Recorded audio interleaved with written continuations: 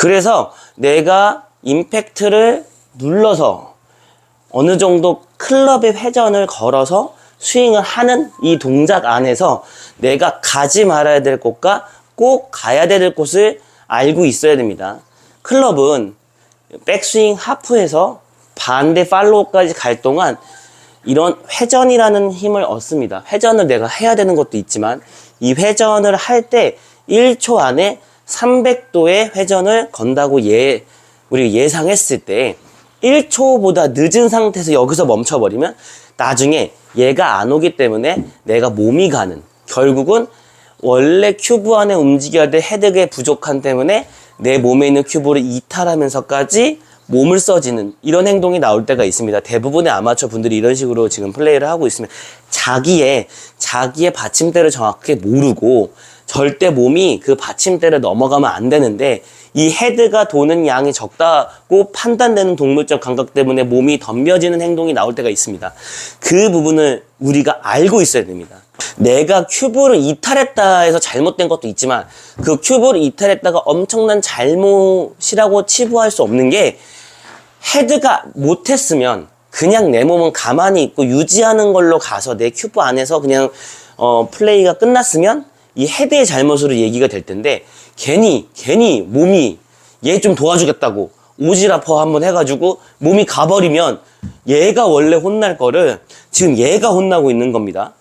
얘는 혼날 일이 없는데 이 헤드가 돌아가는 거를 어느 정도 만들어내야지, 그걸 낸다는 판단은 내 받침대가 어느 부분에서 어떻게까지만 써지고 지켜줘야 된다의 관점에 있을 수 있습니다. 자, 한 번 더 제가 보여드리면서 얘기해 드리겠습니다. 자, 나만의 받침대, 요거는 프로들이 하시는 걸 많이 봤을 겁니다. 받침대 올라갈 때도 쭉 뻗어질 때도 모든 몸에서 받침대에 축 처지면 안 되고 앞으로 쏟아지면 안 되고 백스윙 때도 넘어가면 안 되는 받침대, 이 클럽을 잡는 받침대도 있어야 됩니다.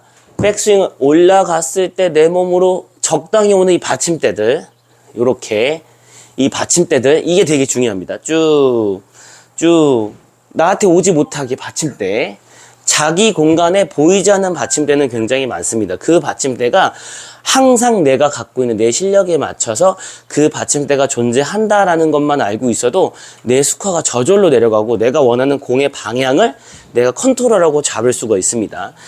헤드가 돌아갈 때 내가 원래 써야 되는 위치에서 이 받침대가 안으로, 원래 받침대는 여기지만 이걸 안으로 빼서 이 받침대를 부시고 들어가면 헤드 회전력이 줍니다.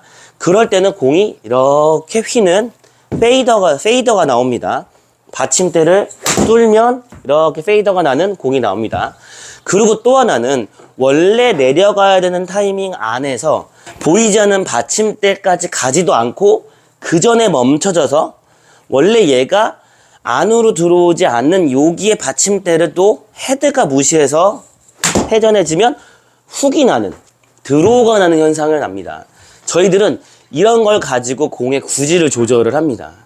그러려면 내가 원래 규정에 맞는 받침대가 어딘지 알고 그 받침대를 부실지 아니면 더 전에서 멈출지 아니면 딱 지켜서 쓸지를 알고 있어야 됩니다. 그러니까 받침대는 정말 여러 군데 많습니다. 방금 전 1편에서 말한 것처럼 처음에 셋업했을 때 받침대들이 어느 정도 다 되신 분들, 그 되신 분들은 방금 제가 후편에 얘기하는 것처럼 부시거나 덜하거나 딱 맞추거나 더 다른 방향으로 쓰는, 그렇게 보이지 않는 받침대 이용법을 알 수 있을 겁니다.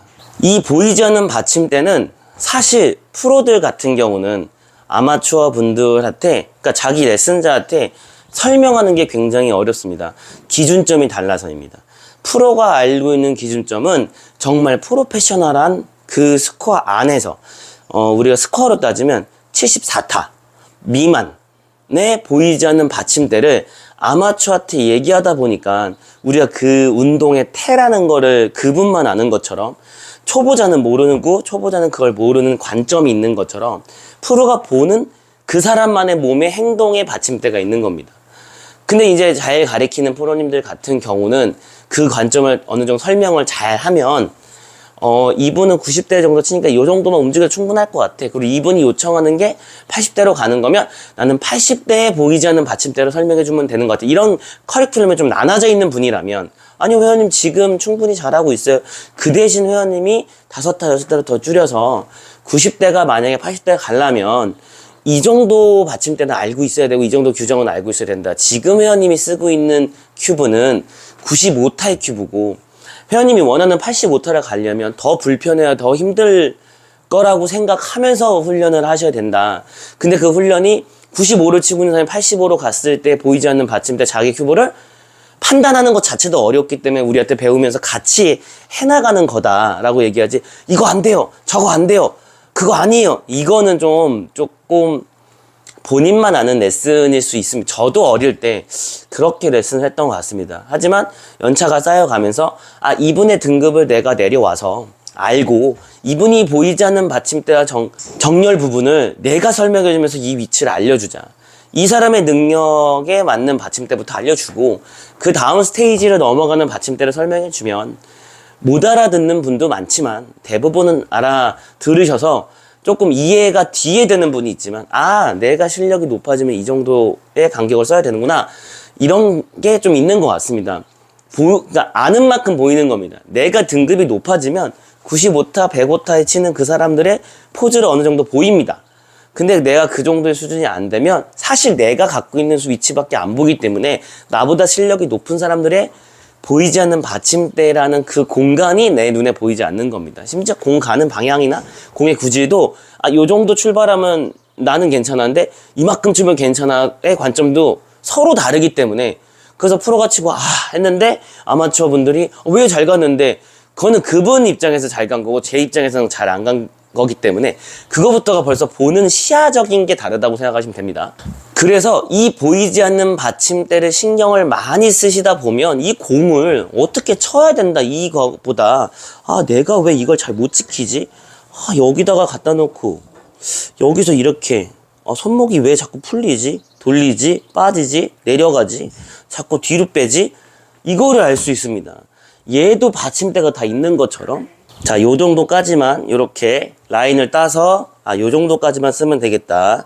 보이지 않는 받침대 이렇게 방향 더 안 가고 더 정확하게 정제되어 있는 나의 자세를 말하는 겁니다. 내가 정제를 시킬 수 있는 나의 자세가 포인트라고 생각하면 됩니다. 오늘 제가 말씀드렸던 이 보이지 않는 받침대는 정말 책에 나와 있는 그런 단어 자체가 아닙니다. 제가 레슨을 하면서 경험상 이런 문장이 있고 문장과 단어가 있으면 좋겠다라는 생각에서 이 보이지 않는 받침대라는 단어를 어느 정도 조합을 해서 구독자님과 회원님들한테 제가 전달을 하고 있는 겁니다. 그래서 이 부분을 조금 더 신경을 쓰시면 정말 디테일한 노력입니다. 중급자로 가야 되는 디테일한 노력, 이 정도를 하지 않으면 중급자가 가는 게 힘들다라고 생각하시고 간다면 다른 걸로 갔다고 생각하면 됩니다. 다른 나의 장기, 쇼게임, 많은 잔디밥 이런 걸로 갔다고 생각하면 됩니다. 그래서 오늘 컨텐츠를 좀 많이 더 집중했으면 좋겠습니다. 다른 컨텐츠도 중요한데 오늘 게 저는 더 중요하다고 생각하고 있습니다. 워킹을 할 때 워킹 모델이 이렇게 걷는 거랑 이렇게 걷는 거랑 다른 것처럼 그 보이지 않는 받침대는 능력에 맞춰서 내 핸디에 맞춰서 차별이 좀 있다라고 생각하면 됩니다. 오늘 중급자로 가는 디테일한 노력의 세 번째 보이지 않는 받침대에 대한 컨텐츠는 여기까지 하겠습니다. 감사합니다.